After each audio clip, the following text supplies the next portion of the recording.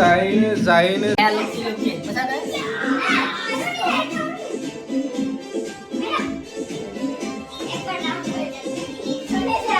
बर्थडेनि मोसानायनि माखासे जायैनो सेस केकआ थ' आं दासो टाइम मोनदों भिडिअ बानायनो ओमफ्रायहाय भिडिअनि टाइटेलावहाय आङो प्रिटिनि गोदान चेनेलनि लिंक होदों नायनो हागोन बार्थडे पार्टिनि भिडिअआ बेनो बेयावहाय लोंनाय जोबजोब्बाय नै बिसोर सानैखौ नायलाय एखे बिब' बिनानाव बायदि नुयो नैबे सासेया माबानि दार्जिलिंनि बैबो ओमफ्राय नैबे सातालिनि Oh my god! तुमको बोल रहे हैं ये दार्जिलिंग से है ये सताली का है सताली नहीं बोल रहा क्या सताली मतलब क्या है उसका जगह का नाम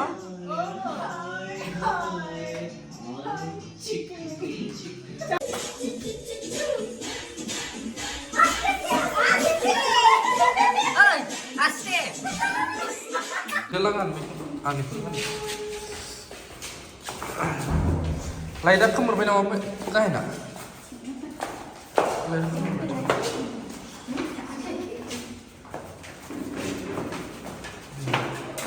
हाँ वो वाला मैम हाँ हाँ हाँ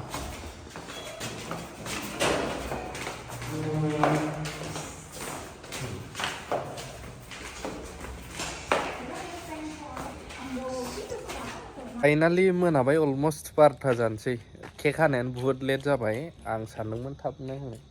खारबाय हनै जोंना बिमाया खारबाय जोंना ब्लगा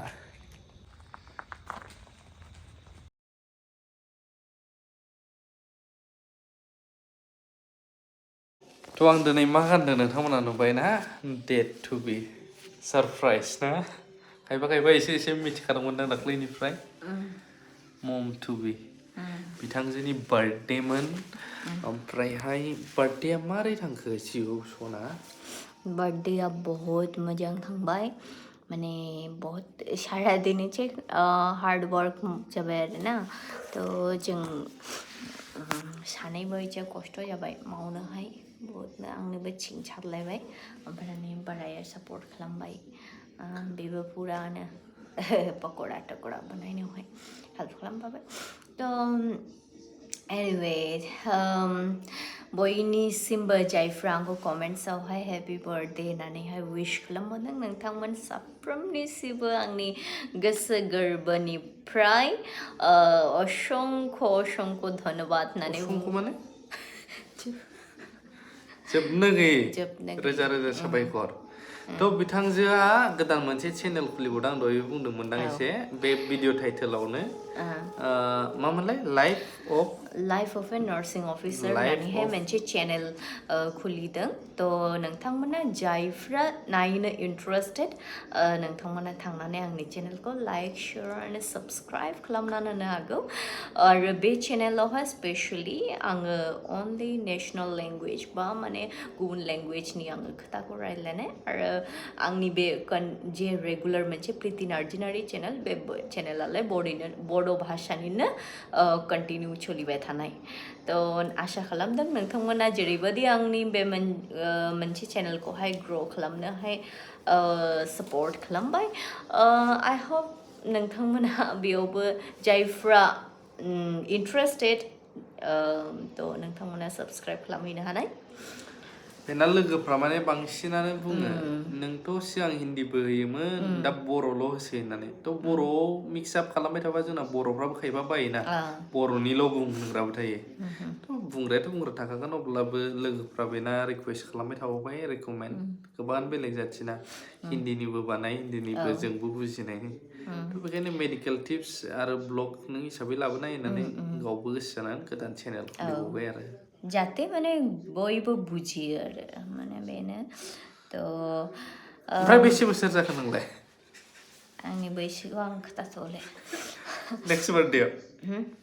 नेक्स्ट बार्थडेआव खोथाले आं खोथाया एक्सुवेलि आंनि माने किछु जिनिसफोरखौ आङो बुंनो बायो ओमफ्रायहाय मा जे बुंनो सानो आङो थ' खायसे मानसिफोरा आंखौहाय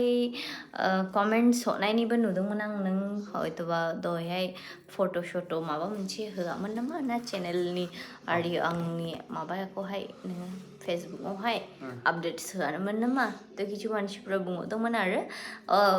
माने मोनदावनायखाय माबानानैहाय थ' बेबादि आंनि जुदि इन्टेनसन थायोला आङो एभरिडे आङो माने आं बे भ्लगिं बा माबा मोनसे बे बार ससियेल मिडियाआवहाय आङो फैनो हागौमोन खिन्थु आंनि इन्टेनसनानो गैया माने आं बेसेबां गोबाव जागोन नों बैयाव वीडियो होया लगभग एक हफ्ता से भी ज़्यादा हो गया सर माने सप्ताह खुंसेनिबो बारा बांसिन जाबाय नामा थ' होनायानो जाया आङो समावहाय माने गोसोआनो जाया थ' न'नि मानसिफोर बा बे आंखौहाय समावहाय बुङो आरे माबा मोनसे हो बुं एथ'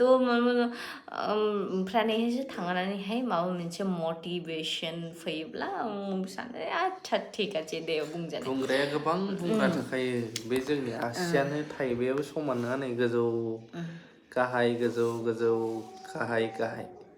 थ' साननायाबो मानसिफोरनाव बयनाबो मिलायजोबा जाय बुंग्रा बे गावबो हाया गावबो रोङा मालायखौबो मेगन सायो खायफा मोजांखौबो गाज्रि बुङो गाज्रिखौबो खायफा मोजां बुंग्रा थायो सोरखौ सोर मा बुंनो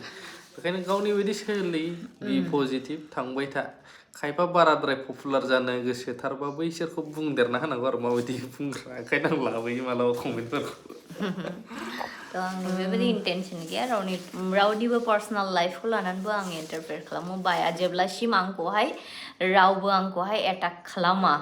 तब्लासिम आं रावनिबो लाइफआवहाय आङो इन्टारफेयर खालामो बायो जेब्ला आंनि पार्सनेल लाइफआ आंनि माबा मोनसे पार्सनेलि जुदि आंखौ एटाक खालामो सानोब्ला अब्ला निश्चय आङो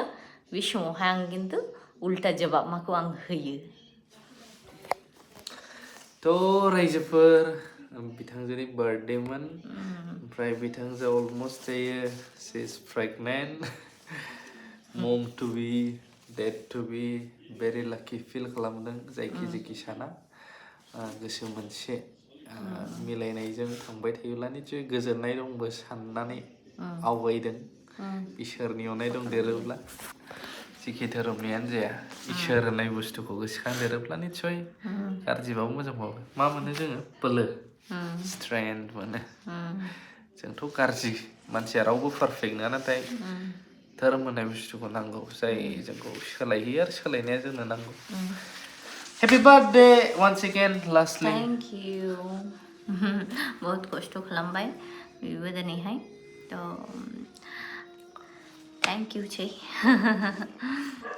सै आं मा नाम गाबज्रियो दिनैसिम नाम गाबज्रिफेराखै बेखौ औ ओइयासो ओरै नायसाय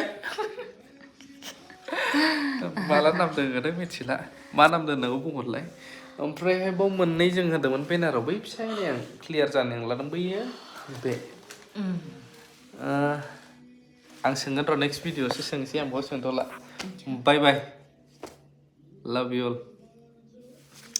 नमस्कार खुलुमबाय बयनिसिमबो गोजोननाय बावहरबाय खुलुमबायसो होनो जोंना गोजोन्थों खुलुमबाय लाभ इउ अल